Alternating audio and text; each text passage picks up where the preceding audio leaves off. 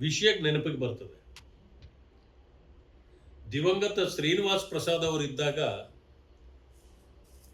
ಈ ರೀತಿ ಕೆಲವು ಜಾತಿಗಳನ್ನ ಮೀಸಲಾತಿ ಪಡೀತಾ ಇರತಕ್ಕಂಥ ಜಾತಿಗಳಿಗೆ ಸೇರಿಸ್ತಕ್ಕಂಥ ಸಂದರ್ಭದಲ್ಲಿ ಅವರೊಂದು ಮಾತನ್ನು ಹೇಳಿದರು. ಯಾರು ಹೆಲಿಕಾಪ್ಟರ್ಗಳನ್ನು ಕೊಳ್ಳಲಿಕ್ಕೆ ಸಾಧ್ಯನೋ, ಯಾರು ಬೆನ್ಸ್ ಗಾಡಿಗಳನ್ನು ಕೊಳ್ಳಲಿಕ್ಕೆ ಸಾಧ್ಯವೋ ಅಂತ ಸಮುದಾಯಗಳನ್ನು ತೆಗೆದುಕೊಂಡು ಹೋಗಿ ನೀವು ವೋಟ್ ಬ್ಯಾಂಕ್ ಕಾರಣಕ್ಕಾಗಿ ಮೀಸಲಾತಿಗಳಿಗೆ ಸೇರಿಸ್ತಕ್ಕಂಥದ್ದು ಎಷ್ಟು ಸರಿ ಇದೆ. ಈಗಲೂ ಕೂಡ ಪರಿಶಿಷ್ಟ ಜಾತಿ ವರ್ಗಗಳು, ಅನೇಕ ಜಾತಿಗಳು ಇವತ್ತಿಗೂ ಮೀಸಲಾತಿ ಎಂಥದ್ದು ಅನ್ನೋದನ್ನು ಕೂಡ ಕಂಡಿಲ್ಲ. ಅಂಥವರಿಗೆ ಮೀಸಲಾತಿ ಕೊಡುವಂಥ ಪರಿಸ್ಥಿತಿಯಲ್ಲಿ ಈ ಕಾಂಗ್ರೆಸ್ ಸರ್ಕಾರ ಇಲ್ಲ ಅಂತಕ್ಕಂಥ ಮಾತನ್ನ ಶ್ರೀನಿವಾಸ್ ಪ್ರಸಾದ್ ಅವರು ಆ ಕಾಲದಲ್ಲಿ ಹೇಳಿದರು. ಆ ಮಾತನ್ನ ನೆನೆಸ್ಕೊಳ್ತಾ ನಾನೊಂದು ಮಾತನ್ನು ಹೇಳಲಿಕ್ಕೆ ಬಯಸ್ತೇನೆ. ಈಗ ಪರಿಶಿಷ್ಟ ಜಾತಿ ವರ್ಗಗಳನ್ನ ಈ ಸರ್ಕಾರ ಸಂಪೂರ್ಣವಾಗಿ ನಿರ್ಲಕ್ಷ್ಯ ಮಾಡ್ತಾ ಇದೆ. ಪರಿಶಿಷ್ಟ ಜಾತಿಗಳನ್ನ ಈಗ 3 ಗುಂಪುಗಳಾಗಿ ವಿಂಗಡಿಸಿದ್ದಾಯಿತು. ಇದಕ್ಕೆ ಕೋರ್ಟಿನ ಆದೇಶವೂ ಕೂಡ ಇತ್ತು. ಸಮಾನರನ್ನ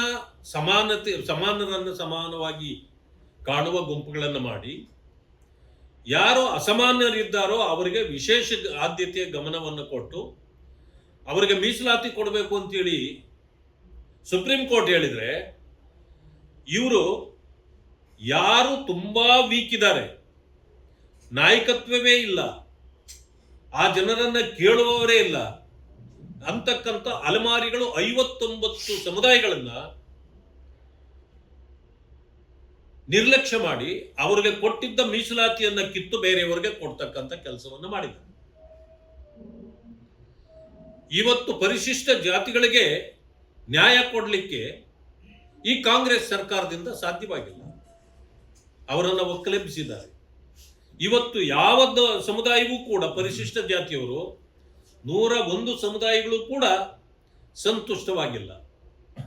ಎಲ್ಲರನ್ನೂ ಬೀದಿಯಲ್ಲಿ ನಿಲ್ಲಿಸಿದ್ದಾರೆ.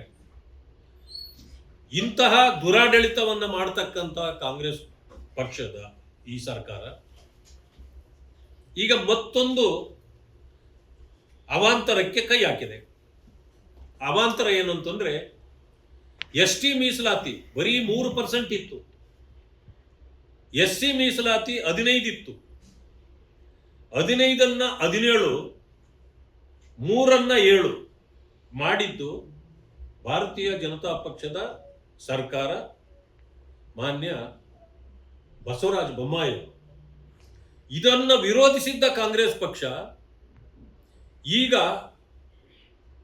ಆ 7%ಗೆ ಪರಿಶಿಷ್ಟ ವರ್ಗಗಳಿಗೆ ಕುರುಬ ಸಮುದಾಯದ ಅನೇಕ ಜಾತಿಗಳನ್ನು ತಂದು ಸೇರಿಸ್ತಕ್ಕಂಥ ಕೆಲಸವನ್ನ ಮಾಡಲಿಕ್ಕೆ ಮಾನ್ಯ ಸಿದ್ದರಾಮಯ್ಯನವರು ಹೊರಟಿದ್ದಾರೆ. ಈಗ ಹೇಳಿ ಸಿದ್ದರಾಮಯ್ಯನವರು ಜಾತಿವಾದಿ ಅಲ್ವಾ ಅಂತ, ನಾನು ಜಾತ್ಯತೀತ ಅಂತ ಹೇಳ್ತಕ್ಕಂಥ ಸಿದ್ದರಾಮಯ್ಯನವರು ತನ್ನ ಜಾತಿಗಾಗಿಯೇ ಹೋರಾಟ ಮಾಡ್ತಿದ್ದಾರೆ ಮೌನವಾಗಿ, ಯಾರ್ಯಾರನ್ನ ಎಲ್ಲಿ ಸೇರಿಸಬೇಕು ಅಂತ.